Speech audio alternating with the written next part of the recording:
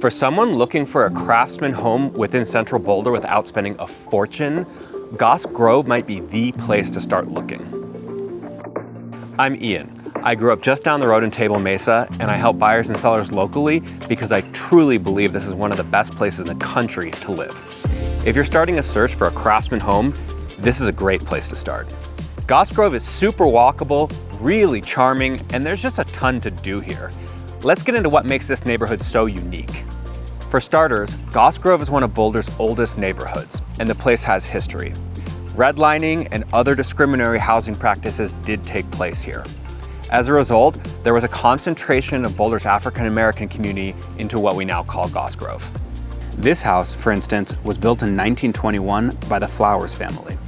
Ruth Cave Flowers was an early graduate of CU and the first African American teacher hired by the Boulder Valley School District at Fairview High. A lot of the houses are of this era and tend to be smaller, but really charming. There's an architectural uniformity to Goss Grove that really creates a distinctive feel. The majority of the homes here are bungalows, typically 800 to 1,400 square feet. If you're looking at a bungalow from the street, you'll likely see a pillared front porch and a low-pitch roof, rather than a garage-forward home that became the standard in the 1950s and beyond. Since the neighborhood was established before cars became widespread, Goss Grove is about as good as it gets for pedestrians and cyclists. Goss Grove's street layout prioritizes people over cars. Many of the streets don't actually intersect, and instead they terminate in small parks just like this. The neighborhood is sandwiched in between the largest university in the state and Pearl Street. As a result, many people can live and work comfortably without relying on a car. Residents are also very close to the Tea House, Modern Art Museum, and the Farmers Market at Central Park. These pocket parks are great for walking and biking, and it also makes the neighborhood an inconvenient shortcut in between Arapahoe and Canyon, resulting in far less traffic than you'd find in other central Boulder neighborhoods. So, it's central, walkable, and charming. Let's talk downsides real quick.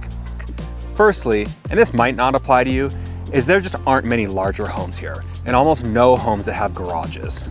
This is kind of what you get with turn-of-the-century homes, and the lots here are too small to allow for generous expansions, generally speaking. So, if you're looking for a two-car garage that walks right into a kitchen, Goss Grove probably isn't the best neighborhood for you. I've covered other neighborhoods, so feel free to check out some of my other videos to find something that might be better for you. Some homeowners have built some very cool ADU configurations to work around some of these limitations. The average single-family home here, not just bungalows, square footage is just over the 1,700 square footage mark. The City of Boulder has also been loosening ADU regulations, which has made this option more attainable and realistic for some homeowners. That said, due diligence and feasibility are still critical before pursuing something like this. One more downside is that since we're so close to Boulder Creek, much of the neighborhood is located within the floodplain.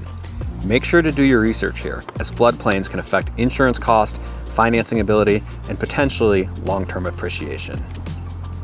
Over the last 2 years, the median single-family home sale price in Goss Grove was $1.3 million.